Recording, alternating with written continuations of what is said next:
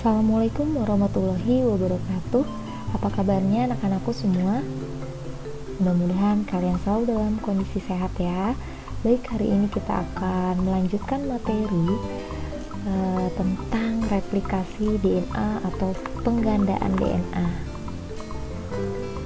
Kita ingat materi sebelumnya, yaitu tentang keterkaitan antara gen, kromosom, dan DNA ya, dimana berawal dari organel di dalam sel, yaitu tepatnya ada di nukleus. Disitulah terdapat substansi materi genetika yang strukturnya dinamakan kromosom. Nah, kromosom ini mengandung struktur yang dinamakan dengan DNA, deoksiribonukleik acid atau asam deoksiribonukleat. Dan segmen DNA itu namanya adalah gen. Semuanya ini merupakan substansi materi genetika yang dapat diwariskan dari induk ke keturunannya ya. Nah, struktur DNA itu terdiri dari gula pentosa yang jenisnya adalah deoksiribosa, kemudian ada basa nitrogen, ada purin dan ada pirimidin, kemudian ada fosfat juga. Nah, basa nitrogen ini ada jenisnya adenin, ada timin, ada guanin, dan ada sitosin. Nanti basa nitrogen ini akan membentuk triplet, di mana triplet ini terdiri dari 3 jenis basa nitrogen. Nah, dari triplet ini nanti akan diterjemahkan ke dalam bentuk asam amino. Kita tahu asam amino merupakan protein, sehingga prosesnya dinamakan sintesis protein. Bisa dipastikan bahwa kode genetik di sini ya merupakan protein gitu. Nah, sekarang ada satu proses yang dinamakan dengan replikasi DNA. Jadi replikasi DNA ini merupakan proses penggandaan DNA untuk memperbanyak diri dan terjadi pada fase sintesis saat interfase menjelang sel itu akan membelah. Sudah pasti tujuannya agar sel anakan hasil pembelahan mengandung DNA yang identik dengan DNA dari sel induknya. Tuh. Nah, di sini terdapat ada 3 model tentang replikasi DNA. Yang pertama ada model konservatif, di mana di model ini kedua untai polinukleotida induk yang lama itu tidak akan berubah atau tetap. Ya, ini tetap nih. Dan langsung terbentuk cetakan yang baru. Sedangkan kalau semi konservatif, berarti nanti kedua untai polinukleotida ini akan berpisah, yang induk nih berpisah. Kemudian masing-masing untai anakan ini akan dapat pasangan untai barunya gitu. Nah, kemudian kalau model dispersif, di sini beberapa bagian untai polinukleotida lama secara tersebar berfungsi sebagai cetakan. Lalu masing-masing bagian tersebut membentuk polinukleotida baru. Jadi polanya seperti ini, berselang-seling ya. Nah, dari ketiga model ini yang mendekati atau diyakini kebenarannya ya, ini adalah yang semi konservatif. Jadi kita akan belajar bagaimana replikasi DNA dengan model semi konservatif. Nah, sebelumnya kita ulas kembali struktur DNA ya. Jadi DNA ini strukturnya double helix atau memiliki 2 untaian nih, untai ganda, di mana 2 untaian ini terdapat ibu tangga. Ibu tangga di sini terdiri dari gula deoksiribosa, kemudian ada fosfat gitu ya. Dan di anak tangga di sini ada base pair atau pasangan basa nitrogennya. Jadi purin akan berpasangan dengan pirimidin. Jadi timin akan berpasangan dengan adenin dengan ikatan hidrogen rangkap 2, dan guanin dengan sitosin akan berpasangan dengan ikatan hidrogen rangkap 3. Jadi untuk memutus ikatan guanin dengan sitosin itu akan lebih sulit dibandingkan memutus timin dan adenin. nanti DNA yang double helix ini akan direplikasi dengan model semi konservatif, di mana untai lamanya akan memisah, kemudian datanglah untai baru sebagai pasangan basa dari untai yang lama. Misalnya di sini untai yang lama tuh ada sitosin, ada timin, ada guanin, ada tinin, ada adenin. Berarti untai DNA yang baru yang datang adalah guanin, adenin, sitosin, adenin, dan timin, gitu ya, di kedua untai ini. Baik, kemudian mekanisme replikasi DNA. Jadi replikasi DNA ini terjadi di dalam nukleus. Kemudian energinya bersumber dari nukleosida trifosfat, ya, nukleosida trifosfat. Jadi nukleotida dengan 3 gugus fosfat. Kemudian di sini juga dibantu sama enzim, gitu ya. Ada enzim apa aja nih? Ada enzim helikase. Jadi enzim ini fungsinya untuk memutus ikatan hidrogen dari si anak tangga dari DNA ini. Kemudian ada yang namanya RNA primase, ya, RNA primase. Nah, RNA primase ini nanti akan menggabungkan nukleotida RNA agar dapat membentuk primer. Oke. Kemudian ada DNA ligase, ya. DNA ligase ini nanti berfungsi menyambungkan fragmen-fragmen yang terputus. Kemudian ada DNA polimerase. Di sini akan menggabungkan nukleotida menjadi polimer DNA yang panjang.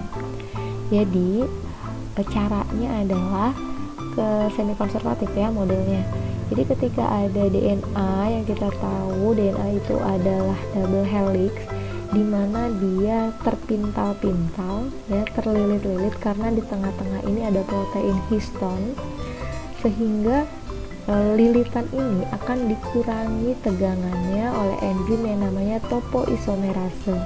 Jadi topoisomerase ini menurunkan tegangan pintalan atau lilitan dari DNA agar memudahkan enzim helikase ini untuk memutus basa nitrogen dari pasangan basa. Nah, kemudian karena pintalan tadi sangat kuat, akan memungkinkan untai lama ini akan bergabung kembali. Oleh karena itu, setelah diputus sama enzim helikase, maka akan menempellah SSBP, single strand binding protein. Jadi si SSBP ini akan menstabilkan DNA induk supaya DNA induk ini tidak bergabung kembali, gitu. Kemudian arah replikasi itu berjalan dari arah 5 ke arah 3, ya. Jadi dari 5 ke 3 berarti yang searah dengan arah replikasi itu akan menghasilkan untai cepat atau untai utama, atau disebutnya dengan leading strand, ya. Berarti yang ini nih, yang kan 5 ke 3 berarti yang untai 3 ke 5 dari DNA itu yang leading strand. Nah, kemudian sepanjang disintesis DNA ini dibantu oleh DNA polimerase. Berarti satu untai DNA induk akan berjalan lamban karena memang tidak searah dengan arah replikasi, sehingga menghasilkan sintesis DNA yang terputus-putus. Nah, ini terputus-putus. Ini namanya Okazaki fragmen. Gitu. Bermulai dari mana? Bermulai dari primase, ya. Jadi nanti si DNA primase ini akan membantu menggabungkan nukleotida RNA sehingga jadi primer. Primer ini tuh awal mula penanda bahwa terjadinya proses replikasi. Kan masih RNA, ya. Nanti akan dirubah sama DNA primase. Jadi akhirnya RNA ini akan dirubah jadi DNA. Nah, karena menghasilkan fragmen yang terputus-putus, maka nanti akan disambung sama DNA ligase, gitu.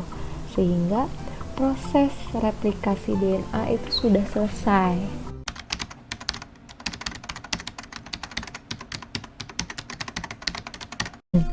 di mana di sini terjadi proses pembentukan partikel protein yang melibatkan sintesis RNA dan dipengaruhi oleh DNA. Gen yang isinya adalah segmen DNA, nanti di proses ini hanya akan memberikan perintah untuk membuat protein tertentu, namun yang akan melaksanakan adalah RNA.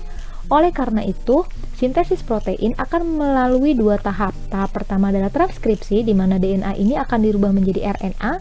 Kemudian tahap berikutnya adalah translasi, tahap penerjemahan RNA menjadi asam amino atau menjadi protein. Nah, tahap translasi ini merupakan tahap terakhir dari sintesis protein. Jadi, sudah selesai gitu ya. Sintesa protein ini berlangsung di dalam inti sel dan di dalam ribosom dengan bahan baku berupa asam amino. Nah, terdapat 20 jenis asam amino. Jenis asam amino dalam sintesis protein ditentukan oleh DNA. Perbedaan jenis, jumlah, dan susunan asam amino akan menentukan jenis protein yang disintesis. Misalnya, ingin mensintesis enzim, hormon, atau protein di dalam darah, yaitu hemoglobin. Fenotip suatu organisme ditentukan oleh aktivitas protein fungsional dari suatu enzim. Jenis enzim yang berbeda akan menimbulkan fenotip yang berbeda pula.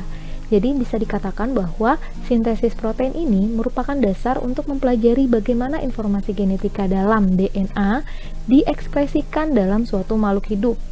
Gitu ya. Jadi dengan proses sintesis protein ini menjadi jembatan atau menjadi penghubung antara genotip dengan fenotip. Gitu. Tadi sudah dijelaskan bahwa yang akan melakukan sintesis protein ini adalah RNA. Makanya saya akan kenalkan ada 3 jenis RNA. Yang pertama adalah messenger RNA. Dilihat dari namanya, messenger RNA ini nanti akan membawa pesan. Pesan itu berupa kodon atau kode genetik. Jadi kodon ini berbentuk triplet ya, tersusun dari 3 basa nitrogen. Nanti akan dibawa sama mRNA keluar dari kromosom ya, keluar dari nukleus menuju ke ribosom yang ada di sitoplasma.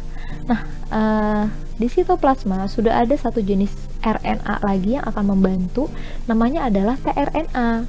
Cara ngebantuinnya, dia memiliki triplet yang basa nitrogennya akan komplement dengan mRNA gitu. Kemudian nanti tRNA ini akan membawa pesan tersebut ke ribosom. Nah, di ribosom sudah ada juga yang ngebantuin, namanya rRNA.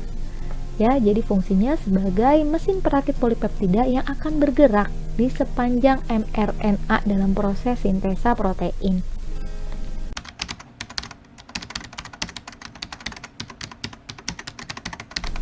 Kita langsung saja ke tahap pertama dari proses transkripsi.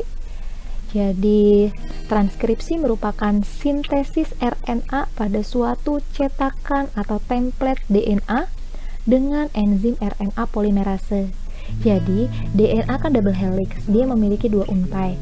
Berarti satu untai itu sebagai template, ya, satu untai itu sebagai template atau non-coding atau antisense, dan satu untai lagi sebagai pengkode. Ada 3 tahapan di proses transkripsi. Ada inisiasi, ada elongasi, dan ada terminasi. Yang pertama adalah tahap inisiasi atau tahap permulaan, di mana mula-mula RNA polimerase akan menempel pada DNA. Ya, nempelnya di mana? Nempelnya di promoter. Promoter ini berarti sebagai penanda proses terjadinya transkripsi. Gitu ya. Kemudian juga promoter ini akan menentukan salah satu untai DNA yang akan menjadi cetakannya. Jadi, arah transkripsi itu dari arah 5 ke 3. Dari arah 5 ke 3. Namun, tidak kedua untai DNA ini semua melakukan transkripsi, tidak hanya salah satunya saja. Karena arahnya dari 5 ke 3, otomatis nanti RNA yang datang itu akan memasangkan basa nitrogen yang ada di DNA template. Ya, berarti DNA template-nya adalah yang ini, 3 ke 5, karena RNA-nya itu datang dari arah 5 ke 3. Berarti ini yang template nih, gitu ya. Kemudian RNA polimerase akan bergerak di sepanjang DNA template sehingga helix ganda DNA terbuka secara berurutan. kemudian dirakit nukleotida RNA, dan akhirnya akan berhenti di daerah yang namanya terminator gitu ya. Terminator berarti suatu penanda telah berakhirnya proses transkripsi. Nah, proses tersebut namanya terminasi. Saya langsung saja kasih contoh. Di sini ada DNA ya. Ada DNA yang sudah dibuka untaiannya, kemudian menghasilkan 2 untayan. Satu untayan ini adalah DNA non-template dan satu untayan ini adalah DNA template-nya atau cetakan dari DNA non-template. Proses transkripsi tadi bermulai dengan adanya promotor diinisiasi. Nah, promotor ini berupa urutan basa nitrogen. Ya, pada eukariot saya kasih contoh adalah tata box. Kenapa namanya tata box? Karena urutan basa nitrogennya adalah T A T A A T gitu. Jadi ketika sudah ada promotor, RNA polimerase akan bergerak di DNA template, akan menentukan siapa nih yang menjadi DNA template dan akan melaksanakan transkripsi. Berarti DNA template-nya yang ini ya. DNA template itu cetakan dari DNA non template. Jadi kalau DNA non template-nya ada adenin, berarti dia template-nya adalah timin. Kemudian timin dengan adenin, guanin dengan sitosin, dan seterusnya. Seperti itu. Proses elongasi berjalan ya. Berarti nanti mRNA yang datang akan memasangkan basa nitrogen dengan DNA template ya. Berarti di sini kalau T pasangannya adalah adenin. Ingat, RNA tidak ditemukan lagi timin tapi urasil. Jadi jika ada adenin di DNA template berarti akan berpasangan dengan urasil. Sitosin dengan guanin, dan seterusnya. Seperti itu. Sampai nanti ada penanda yang namanya terminator. Nah, ini struktur terminator seperti ini. Nah, kalau sudah sampai seperti ini, proses transkripsi sudah selesai. Berarti di sini sudah ada kode genetik yang akan disampaikan oleh mRNA, gitu ya. Sekarang kita perhatikan susunan dari mRNA: AUG, GUU, CAU, CUU, ACU, CUU, GGA, dan UAA. Kita lihat DNA non-template-nya sama ya, tuh TAG, GTT, CAT, CTT, ACT, CCT, GGA, dan TAA. Kalau bisa kita lihat, hanya ini jenisnya DNA, berarti masih ditemukan timin. Ini yang mRNA, ditemukan urasil. Disinilah bukti informasi itu disimpan oleh DNA yang memerintahkan ya.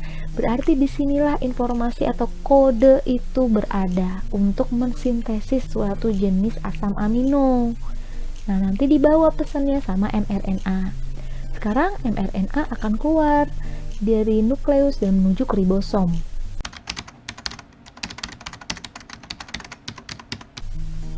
Di sitoplasma itu sudah ada yang ngebantuin kan tadi, tRNA. Cara ngebantuinnya adalah tRNA yang disebut dengan inisiator, dia akan memiliki basa nitrogen UAC ya. Jadi tahapnya sama seperti transkripsi, ada inisiasi, ada elongasi, dan ada terminasi. Inisiasi di sini ditandai dengan ya ini tadi, inisiator yang membawa UAC, pastinya dia akan berhenti di mRNA di basa nitrogen pasangannya. Jadi akan berhenti di AUG karena pasangannya. Sehingga AUG inilah disebut dengan codon star. Karena ini mRNA kan, codon star ya. Jadi kode genetik yang pertama kali akan ditranslate. Jika ditranslate, AUG ini ternyata hasil translatannya jenis asam aminonya adalah metionin gitu. Kemudian ke tahap berikutnya adalah elongasi. Jadi nanti akan asam amino ini akan ditambahkan satu persatu pada asam amino pertama, kemudian siklus ini berlangsung sekitar 10 detik dan terus berulang pada saat penambahan asam amino hingga terbentuk rantai polipeptida yang lengkap gitu. Kemudian sampai nanti masuk ke tahap penyelesaian, yaitu tahap terminasi jika ketemu sama codon stop. Ya, codon stop ini bisa UGA, bisa UAA, dan bisa UAG. Kenapa namanya codon stop? Karena memang ketiga codon ini tidak bisa diterjemahkan menjadi jenis asam amino apapun. Nah, kalau sudah ketemu codon stop berarti sudah selesai. Nanti tRNA akan bebas lagi ke sitoplasma, mengikat asam amino yang lain, dan demikian seterusnya. Jadi kalau bisa kita lihat, inilah hasil translatannya. Jadi ada 64 jenis codon yang dapat mentranslate 20 jenis asam amino. Artinya satu asam amino ini bisa dikode dengan berbagai jenis codon. Ya, contohnya UUU. Jadi ada codon UUU, ternyata hasil translatannya adalah asam amino penilalanin. UUC juga penilalanin. Ya, kemudian ada lesin, ada isolesin. Nah, di sini metionin tadi sebagai codon star. Ya, ada AUG. Sekarang kita lihat codon stop. Ini ada 3 kan? UGA, UAA, dan UAG. Karena memang tidak bisa ditranslate menjadi di antara 20 jenis asam amino yang kita kenal.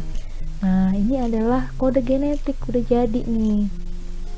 Nah, kalau dikaitkan dengan contoh yang tadi, berarti mRNA ini membawa codon, ini udah sampai ke sitoplasma, di sini udah siap nih tRNA, dia membawa pasangan basa yang komplement dengan mRNA. Ya, kemudian hasil translatannya AUG itu adalah metionin, GUU adalah valin, CAU adalah histidin, CUU adalah lesin, treonin, prolin, asam glutamat, dan akhirnya ketemu dengan codon codon stop, UAA.